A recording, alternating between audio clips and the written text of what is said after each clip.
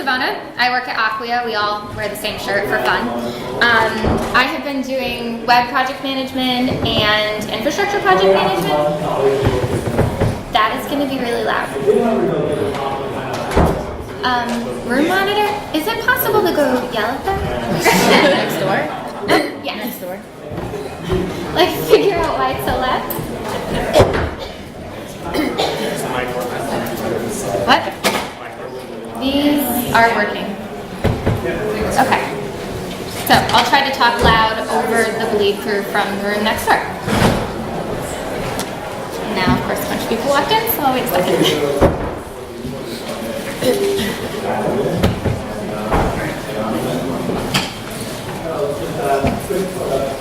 This is going to be really Okay, so I'll just try to talk right into the microphone so we can just drown them out.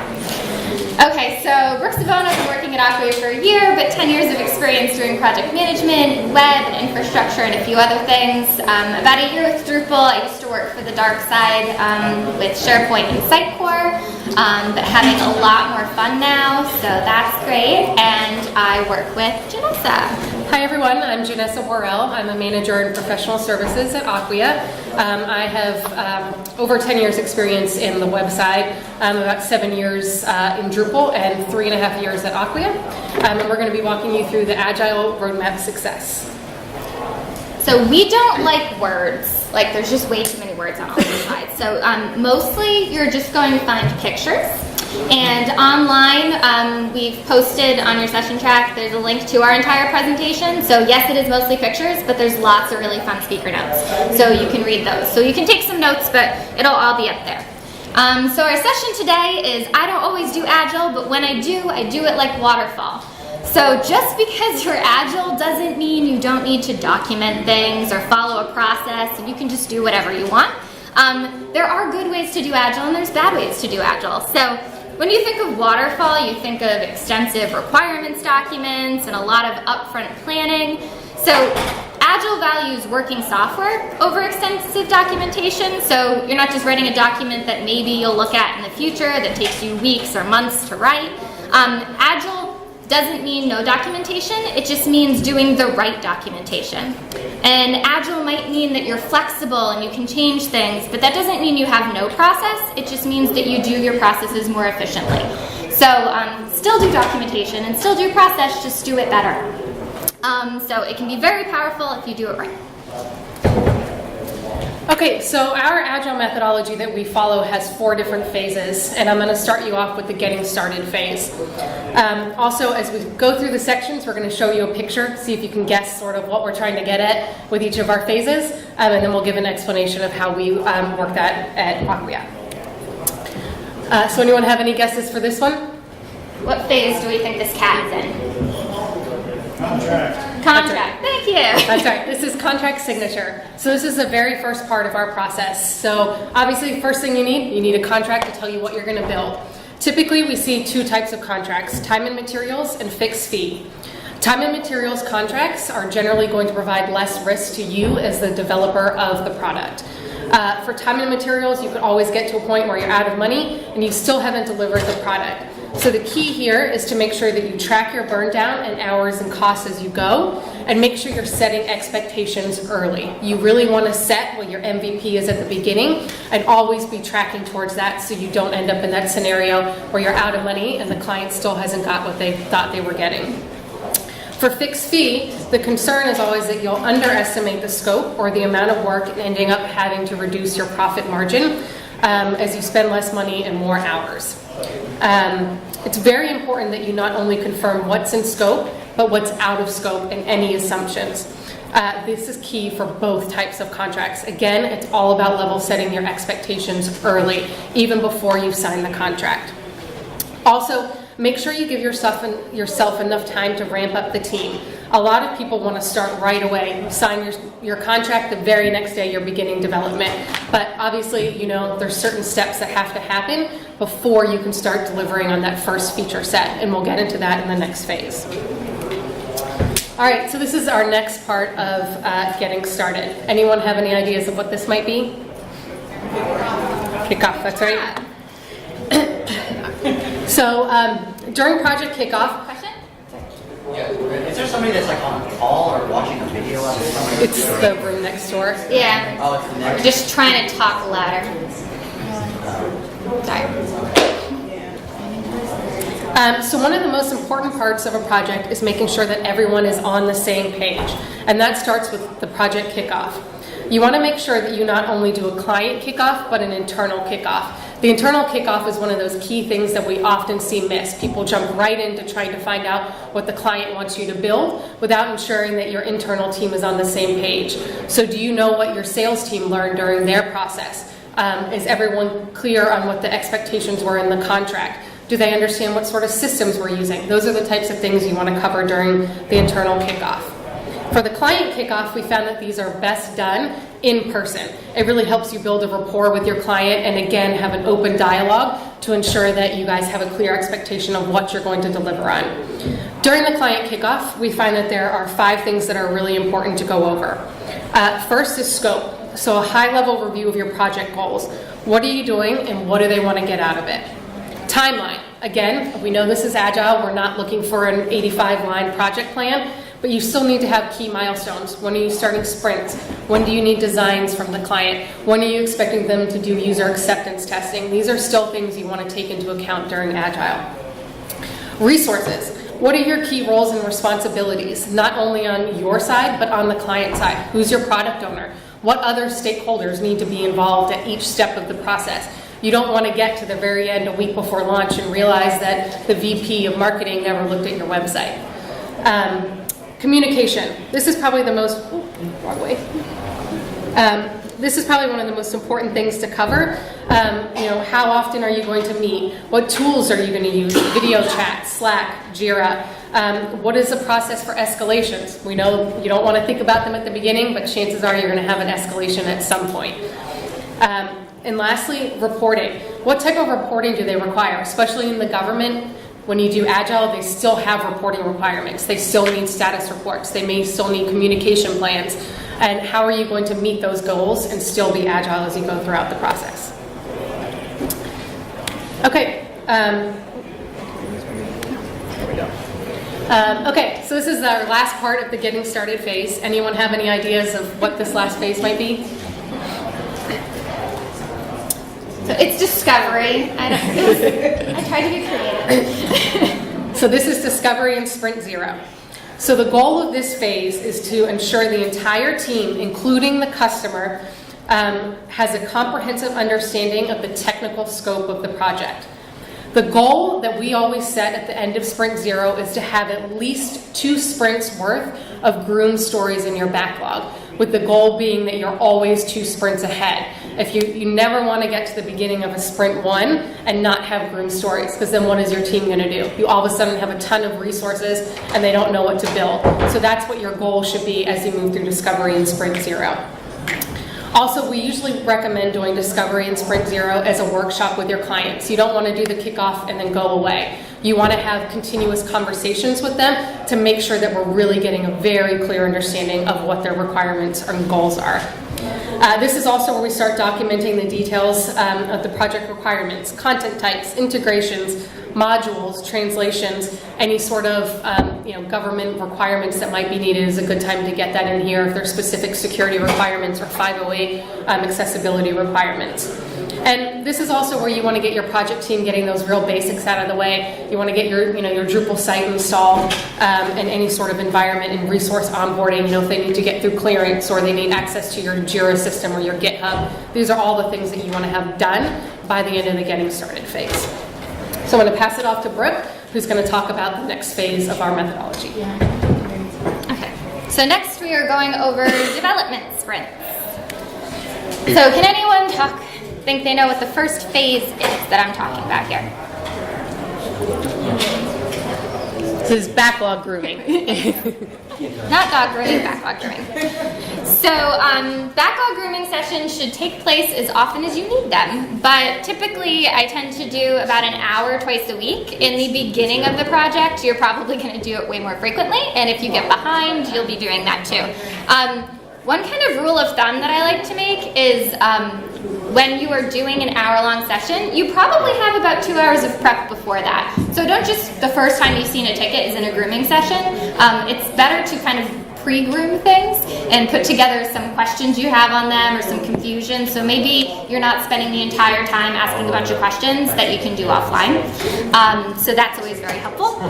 During these meetings, you should keep the following goals in mind. Assuring that you have enough groom stories to facilitate sprint planning. So if you have a sprint coming up, you should make sure you have enough to actually plan that. And identifying risk to the project scope. So if someone brings something up that was something that you put out of scope in your contract or is going to be a lot more complicated than you thought, those type of conversations should be had there. So things that make a well-groomed ticket, because I'm sure we've all seen tickets that are very poorly defined. So a user story from the business perspective. So what do you want and why do you want it? So the example I'm going to use in this is if you say that as a marketing person, you want a hero on your homepage in order to advertise key products that you have or any marketing propaganda that's happening right now. So you want to know why someone needs something. And then you also want required assets. So what does that look like? Sometimes people describe something and it's not at all what you thought they were talking about. So as often as possible, someone draw a picture. I don't care if it's in paint or scribbled. So try to put something together so that we know what you're talking about. And then make sure it's well written. So if you just had a user story then that said, I want a hero, that's not very descriptive. So there's a lot of things that are involved that people don't necessarily think about. So if you want an image, what size is that? Do you want it to be a slideshow? If it's a slideshow, are there pause buttons? Are there backward and forward? Is there, what's the frequency you want it to rotate? So make sure those types of questions are all asked. If you want things to change, if you're in portrait or landscape or on multiple devices, those types of things should be in there too. So don't just say you want a hero. Tell us everything about the hero that you want so that in the future, when we get back to that requirement, in the testing phase, we don't have people saying, oh, I forgot that and I wanted that too and that's not what I meant.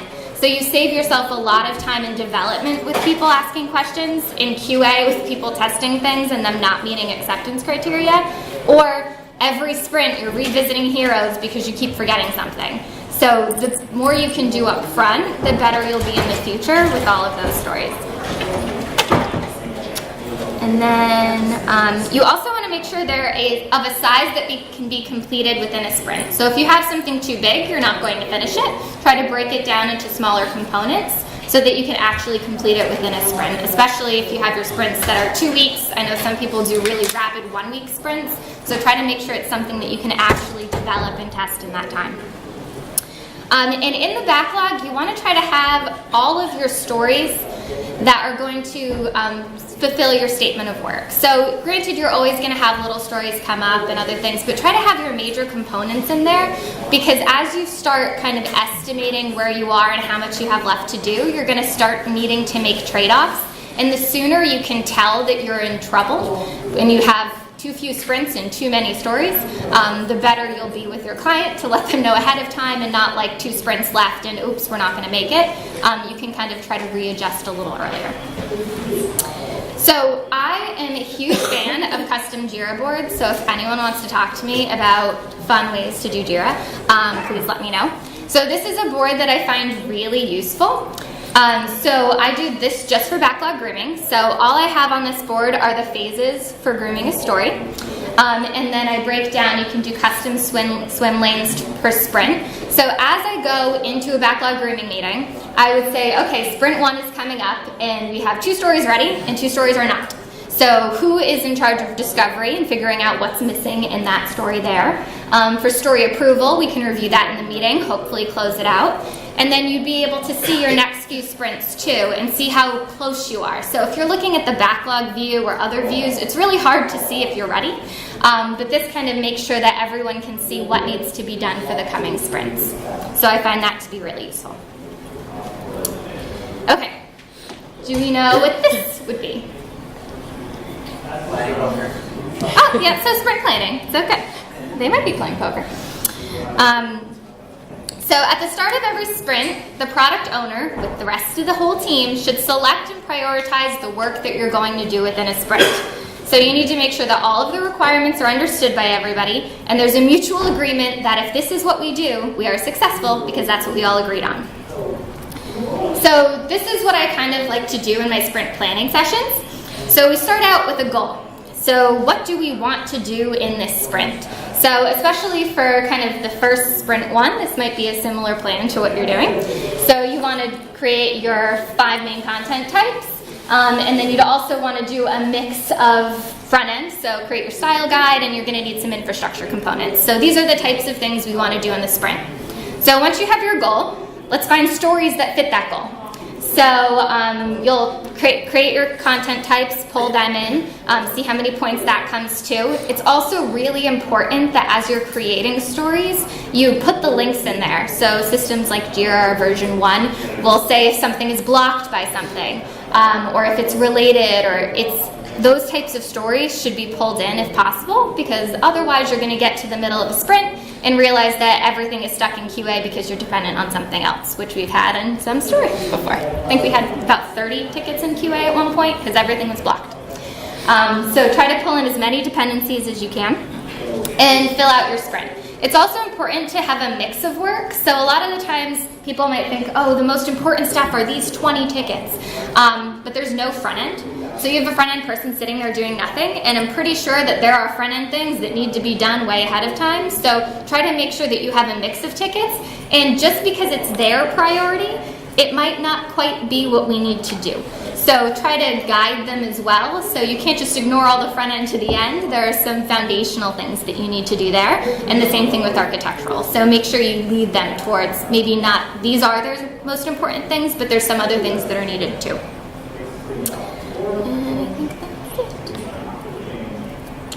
Okay, what do we think this phase is?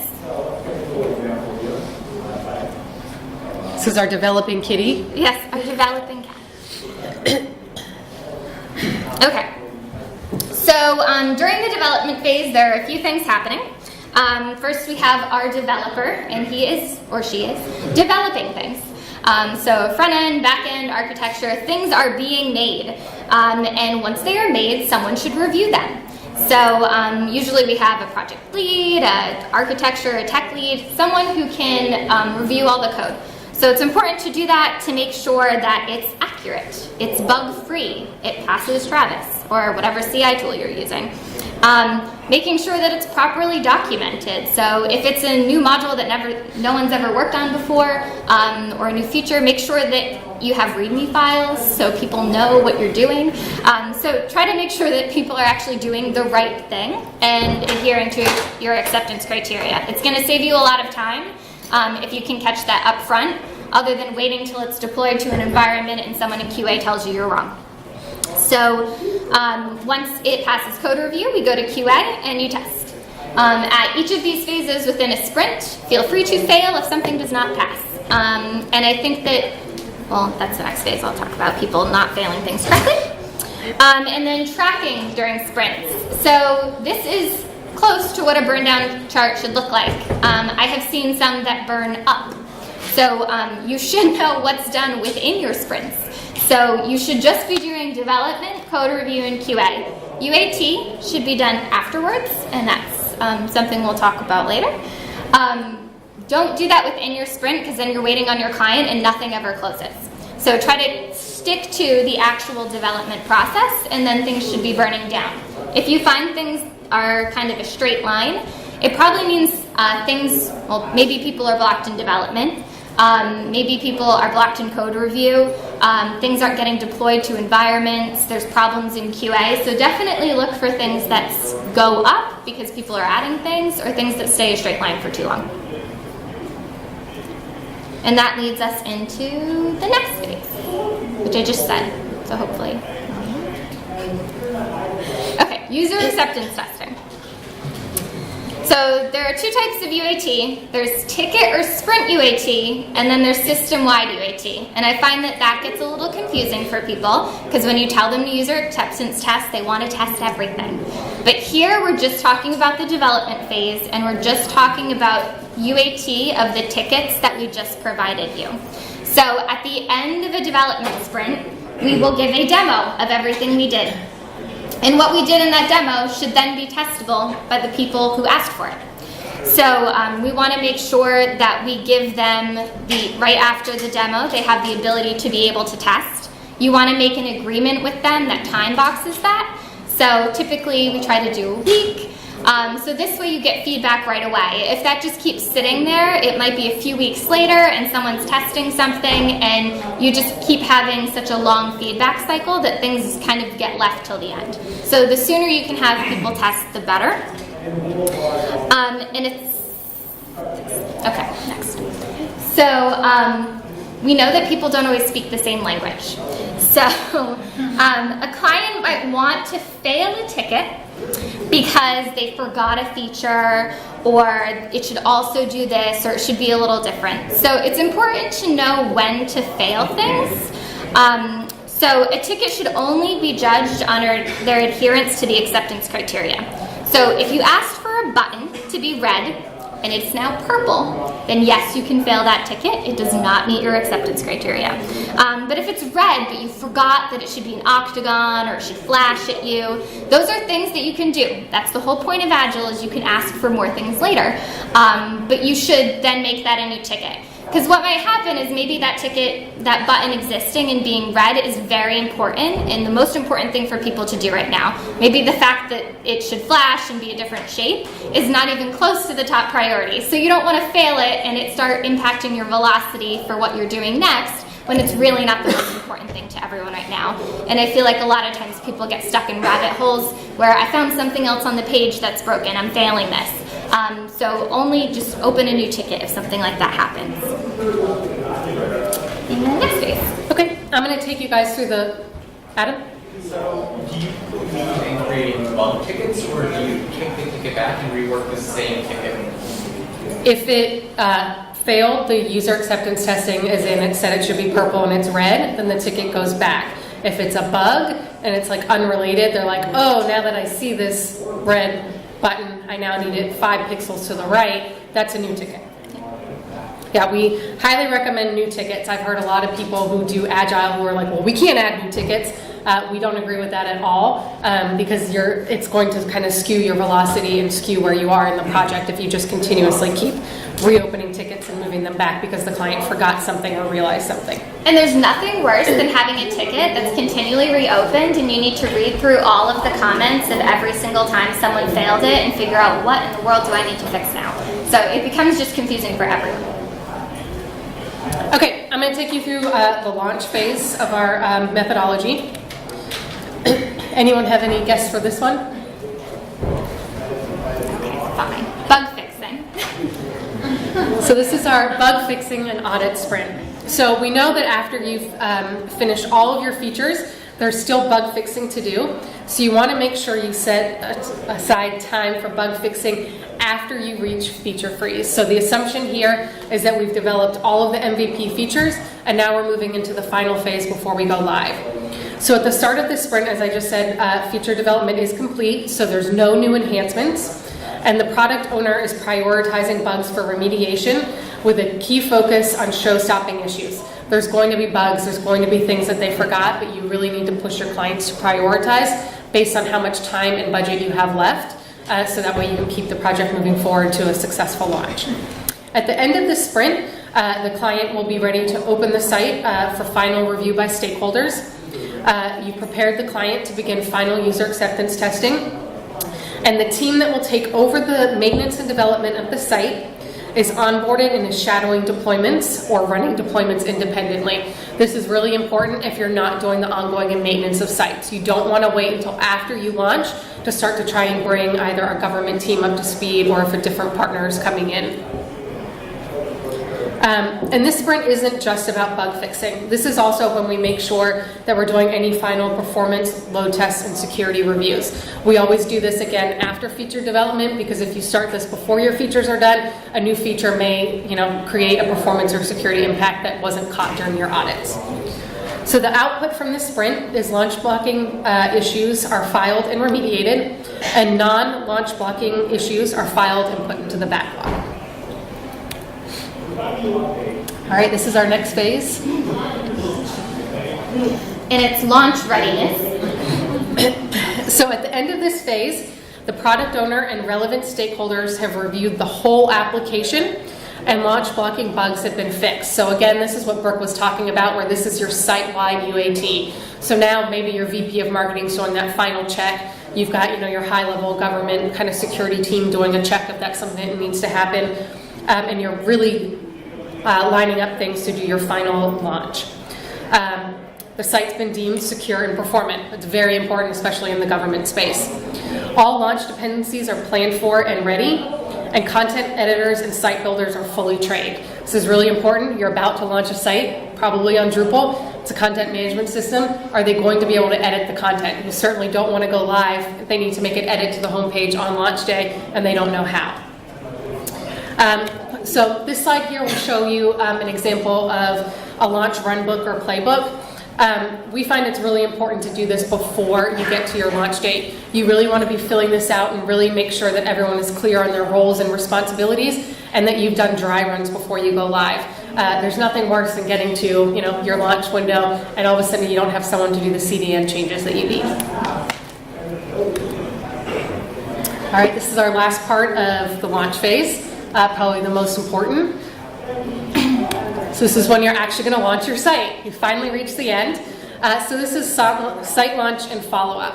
So it's very important that you never want the last day of your project to be launch day. Nothing worse than you launch your site and then your entire professional services team goes away. What are they going to do if they've got some final bugs that they need fixed? So you want to make sure that you have time to fix anything that came up during launch and any high priority bugs that might have come up towards the end of the project. At the end of this phase, the application is launched successfully and critical major issues impacting the production site are addressed. Non-critical bugs and any enhancements are in your backlog for potential future work. It's also important to follow up to ensure things are running smoothly post-launch. Maybe have a check-in midday of launch and a couple days thereafter to make sure they haven't found any bugs as they start to use the system. Also, you're going to get some customer complaints. You want to make sure that you've got some people on board and ready to remediate those so that way you end on a good note with the client. So I'm going to pass it off to Brooke for our final phase. Okay. So at the end of this phase, a customer's content and development teams are fully capable of maintaining their own sites. So once, in a lot of our contracts, and probably some of the government ones, you don't have enough people on your current team and you are supplementing with partner resources. So like Janessa was saying, you don't want to leave people stranded. So there does need to be a transition and handoff phase to make sure that that is smooth. So this is a cute little video. And if you want to guess, this is enablement, training, and documentation. But I thought the video was cute. Okay, so this section might come at the end of the presentation, but it's really something you should think about all along. So don't wait till you're live to figure out, okay, now we're leaving in 2 weeks, what are we going to do? So if there's a subcontractor or you have temporary resources, it's incredibly important that the team that's going to be maintaining things is involved early. So they should shadow your deployments, they should start doing them on their own. So they should have more control when it comes to launch so that when you leave, they don't feel stranded. The last few weeks, you should also be going through the support and escalation process. So if these people leave and you're no longer contracted with them, what do you do if you need help? Is there a place to reach these people? Do you have all the documentation you need from them? So another thing that we tend to do is make sure that you have an architecture document. So we do need to have things like README documents for all of the individual components of an application, but it's also important to know how things work together. So there's nothing worse than having an issue and then someone being like, okay, so let's read through the code and see what it's doing. And I have no idea how that works. And we unfortunately see that a little bit too often. So it's important to have a document like that. What we usually start with at Acquia is we have a technical architecture document that we template in the beginning, and then you add to it throughout the project. And at the end, then you have a full piece of work that's put together that shows how everything works.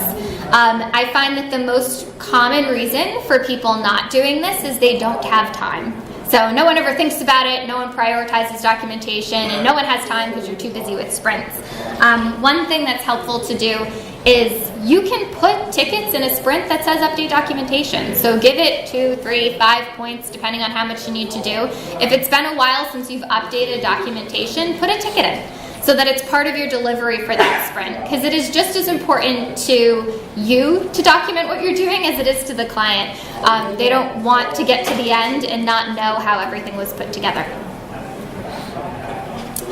And so this kind of shows everything that we went through today.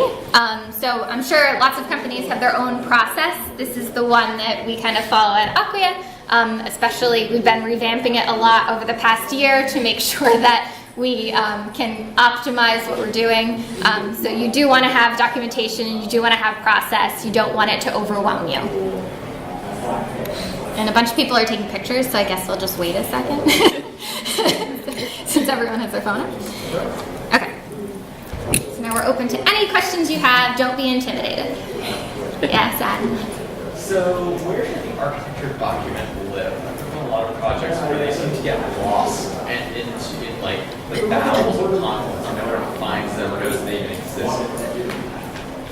Where's if you have some sort of shared document repository with your clients, so a lot of us, we have Google Docs. If you have an area where everyone can collaborate on it, that's really useful. I find that it's also something that we like to PDF and send it over to them, and then they have no idea what the most recent version is. So formalizing that at the end of the project is nice, to send them an email that says, this is the final version, this is what we all agreed on. So sending it over at the end is useful. We tend to just keep them in Google Docs. Yeah, things get lost, but we try our best to keep them organized. Thanks for your presentation. My name is Mary Rowan. I'm at the National Democratic Institute. I manage our script processes. And the example that you gave really focused on all of the deliverables within a specific project. A lot of your script planning had to do with the components. On our team, we manage almost 24 projects every sprint. And so I have to bake that in during our script planning process into this kind of framework. But we don't all have individual work plans, for example, that goes through all of these different phases or all of the different things that you're trying to complete a project. So I'm wondering how your team manages multiple projects within the sprint process when you're not able to necessarily go to this level of detail in your planning. Do you all defer to other resources, other kind of processes to be able to work these things?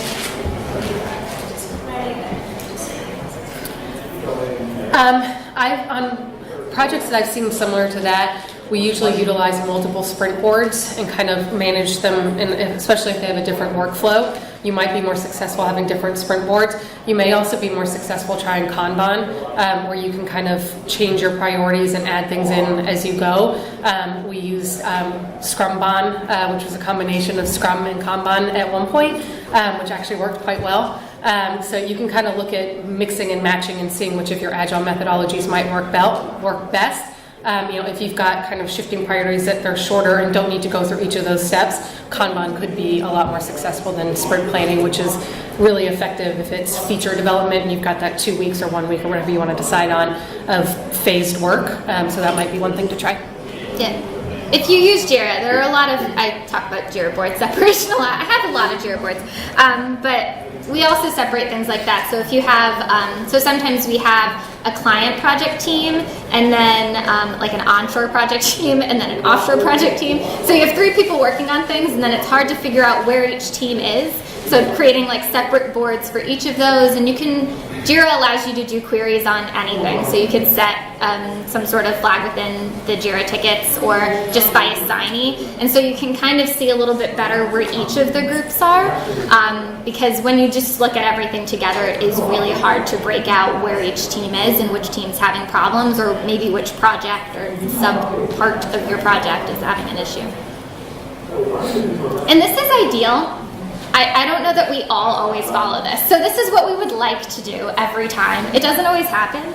But as close as you can get to these type of processes, the best. Anything else? Okay, well, we'll be hanging out up here if you guys have any other questions that you want to ask directly, but thank you guys for coming.